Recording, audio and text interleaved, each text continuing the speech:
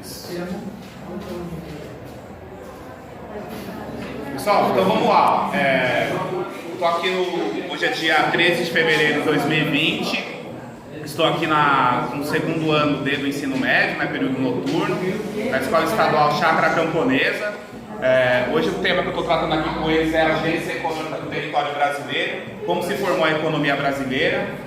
Vou fazer essa explicação novamente aqui para a sala. Eu acabei trazendo aqui Pedro aí falando sobre essa questão da formação do território, como está aqui, ó, as formas do espaço brasileiro que impactou na formação geoeconômica do Brasil. Pessoal, então vamos lá. O que eu sempre digo e repito para galera, vamos colaborar aí, custa. Olha só, é rápido, não vou demorar aqui na explicação para vocês desenvolverem a atividade de vocês, tá? Então vamos lá. A dica que eu sempre dou para vocês, aqui eu estou colocando um tema. Dentro desse tema, a gente tem que compreender o significado das palavras, tá? Isso é importantíssimo. Sempre indica estar fazendo um glossário, vocês entendem geralmente esse hábito muito de vocês. Então a palavra gente, como eu já havia falado na aula anterior, significa começo ou nascimento. A questão geoeconômica, a geografia estuda o desenvolvimento daquele espaço, o espaço que o homem vive, os impactos que são causados. Quais são esses impactos? Senão eu vou colaborar com você. Colabora com vocês, colaborar comigo. Só um momento. Tá? Olha só, vamos voltar aqui novamente. Então a geografia ela vai estudar aquele espaço. O que é economia, pessoal? Não é economizar dinheiro, pelo amor de Deus, tirem isso da mente de vocês. Aí é uma economia doméstica, geralmente. Geralmente não é uma economia doméstica. Você guardar aquele dinheiro numa poupança, no cofre, fazer um cofrinho, Isso é limitado. A economia que eu estou falando para vocês é a macroeconomia. Nós estamos falando da economia mundial, mas nesse momento nós estamos falando da economia brasileira. De todos os estados brasileiros e de todas as cidades brasileiras, são mais de 5 mil cidades. O Brasil, o último PIB foi de 7 trilhões de reais, de dólares, retificando, 7 trilhões de dólares. Como eu falei para vocês, o Brasil é a quinta maior economia do planeta Terra. Depois nós vamos discutir o porquê existe essa desigualdade. Se o Brasil é tão rico e está entre as maiores economias do planeta Terra, que são mais de 200 países, por que nós vivemos essa precariedade, essa questão da pobreza, Porque tem milhares de brasileiros que passam fome todos os dias, não tem recurso. E lembrando que o Brasil é o maior produtor de alimentos do planeta Terra. E por que tantos brasileiros passam fome? Nós temos que entender esses acontecimentos, tá? E tentar fazer a intervenção. Quem pode fazer essa intervenção além de mim, são vocês também, tá? Então isso a geografia ela faz estudo da economia desse espaço, tá? Olha só, aqui são palavras território. A palavra território, ela não significa somente extensões de terra. A palavra território nada mais é do que a formação de um estado. Quais são as suas leis? O que faz o seu regimento? Por exemplo, no Brasil, nós temos a questão da democracia. Igual o Brasil, chama República Federativa do Brasil. Isso ocorreu no dia 15 de novembro de 1889, que houve a proclamação da República. Nós tivemos a proclamação da República nesse período, porque antes nós tínhamos o imperador que era o Dom Pedro II. Tá? Então, fica claro isso, que o território não é só terras, mas sim como ele é organizado. Então nós temos essa questão da questão da democracia. O que vai regimentar essa democracia dentro do Brasil é a Constituição Federal de 1988. Ela é como se fosse uma coluna dorsal, tá? E dentro dessa coluna ela vai ter o quê? Código Criminal, o Código Civil, entre outros tipos de lei, Código do Consumidor, sucessivamente, mas sempre se baseando na lei cidadã, que a Constituição Federal de 1988, ela é uma lei cidadã que ela almeja muito essa questão da sociedade se entrar numa determinada questão de direitos, que até então não se tinha como a Constituição de 88. Nós vivemos um período de ditadura militar, tá? Eu queria levá-los lá no cemitério de Perus para vocês verem as pessoas que morreram e ter essa reflexão. Será que realmente foi justo o que foi feito com esses 1.500 mortos que estão lá no cemitério de Perus? Porque o cemitério de Perus ele foi criado realmente para desova, tá? Na época ele era bem afastado da cidade de São Paulo, era um dos últimos bairros da cidade de São Paulo, não tinha a população que se tem hoje. Tem um ex-administrador lá do cemitério, esqueci o nome dele, que ele apareceu e fez uma palestra lá no sindicato pra gente. E que essa situação, pega aqui pra mim, por favor. Pega aqui para mim, por favor. Olha só, ele conta essa história, e essa história o Carlos Barcelos, o jornalista da Rede Globo, ele fica sabendo dessa situação. E é quando começam a desenterrar os ossos. Porque não se consegue identificar, pessoal. Para vocês terem uma ideia, tem que ir para fora do país para tentar fazer a identificação das pessoas que foram mortas no período da ditadura militar. Isso não é simples, mas esse não é o nosso foco de estudo. Nosso foco hoje é falar sobre a formação da economia brasileira e de alguma forma tentar conscientizá-los que nós não somos qualquer país, nós somos uma grande potência mundial, tá? Então vamos tomar cuidado quando a gente fala que o Brasil é ruim, é péssimo, beleza?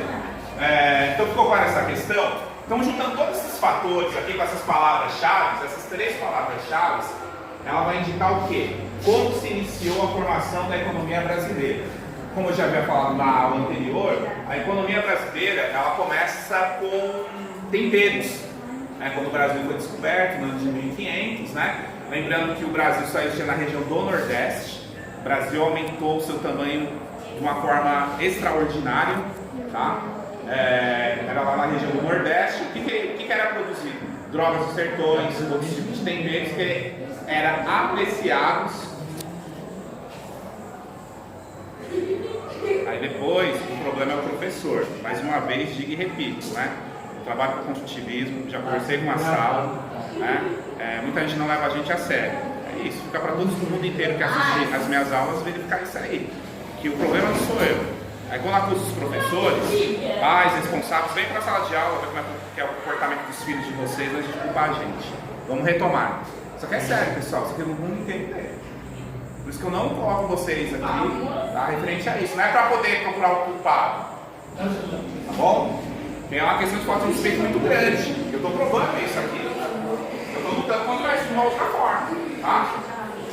Vamos retomar aqui. Infelizmente isso é parte da educação brasileira, né? E a gente tem que se flexibilizando da melhor forma possível. Sempre lembrando que o que eu falo para vocês, eu não considero vocês meus inimigos, nada disso. Muito pelo contrário, eu estou aqui para contribuir com o meu país e vocês vão fazer essa diferença. E eu acredito nisso. Pessoal, então, a economia brasileira ela começa dessa forma, depois ela vai se amplificando, o território ele vai aumentando, não só a extensão territorial, mas também a questão de domínio, né, de desenvolver aqueles estados, né? Alguém sabe dizer qual é o estado, dos estados mais antigos do Brasil? Fica na região do Nordeste, né? Lembra das capitanias hereditárias? Alguém se recorda disso em aula de história? Né?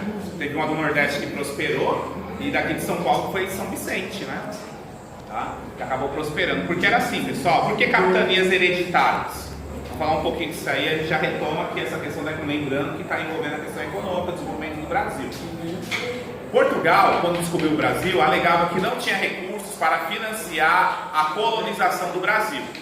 E o que foi vendido para o rei daquela época? Olha, o rei de Portugal, é o seguinte: você não tem condições hoje de... olha só, hoje você não tem condições de fazer o financiamento da colonização. O que você pode fazer? Ver com os ricos, abastardos, dá terra para eles. Dá terra para eles. Tudo que eles conseguirem de riqueza, pegue 50% de lucro. E foi o que foi feito. Muitos mandatários, eles nunca vieram para o Brasil. Porque hereditários passavam de pai para filho.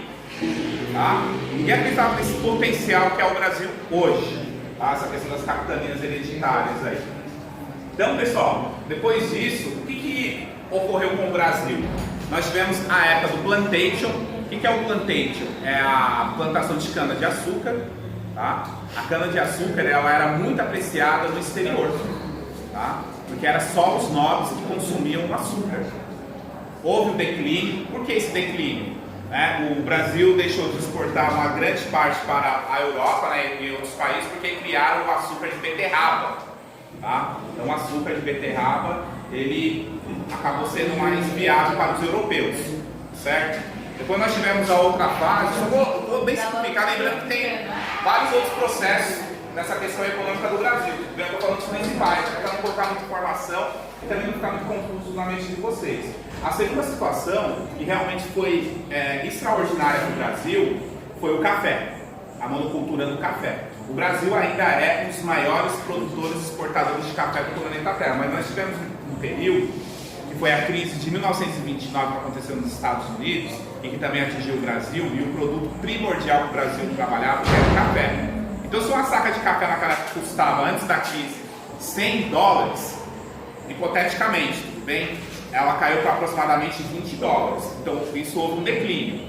Mas no período de fartura que eu falo assim, que eles realmente ganharam muito dinheiro, muitos fazendeiros investiram em outras áreas, na área bancária, na área de tecnologia. Para vocês terem uma ideia, hoje no interior ainda funciona uma usina que produz açúcar, hoje álcool, com maquinário da época do Império, de 1880, 86, né? Até hoje ainda trabalha no interior de São Paulo. Estou querendo ir lá, né? Fazer um vídeo para estar demonstrando isso para vocês, nesse sentido. Alguém pode dizer se tem alguma dúvida sobre o que eu estou dizendo? É muita informação, é pouca informação? Há um interesse, não há um interesse?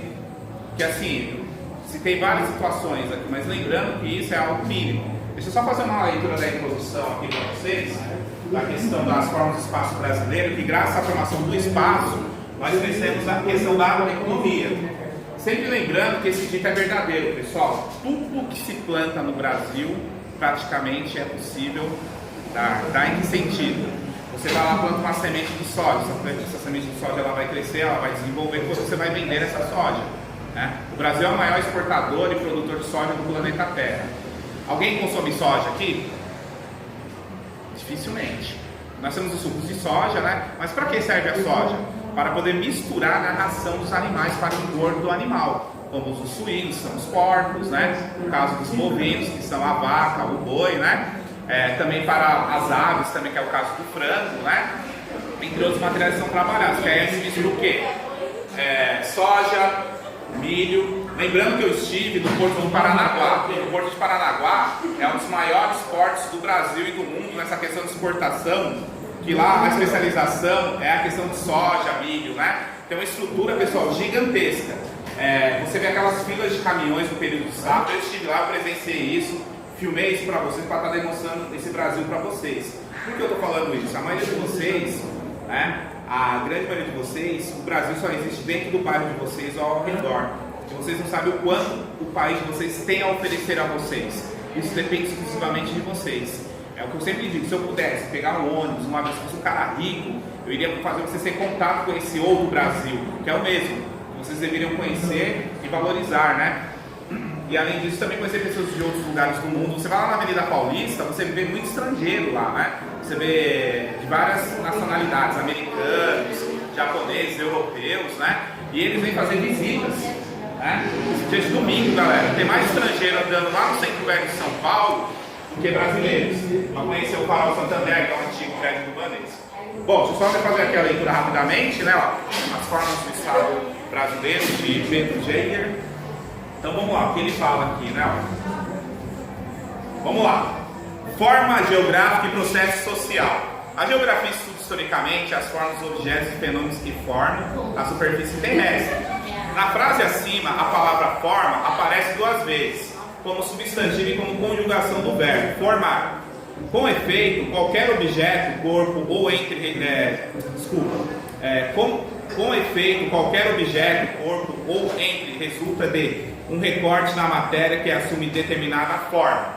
A forma define o limite de cada objeto ou indivíduo. Faça aí, por favor. Vou fazer. O indivíduo permitido distingui-los. São duas aulas. E o limite faz da forma um elemento que provoca tensão. Pessoal, por favor, eu estou lendo. É para vocês, não é para mim. A informação eu já tenho. O processo social não cessa de operar esses recortes na matéria, para que a vida social possa se expandir, ganhar força e plenitude. A forma dos objetos ou indivíduos lhes oferece possibilidades e limites.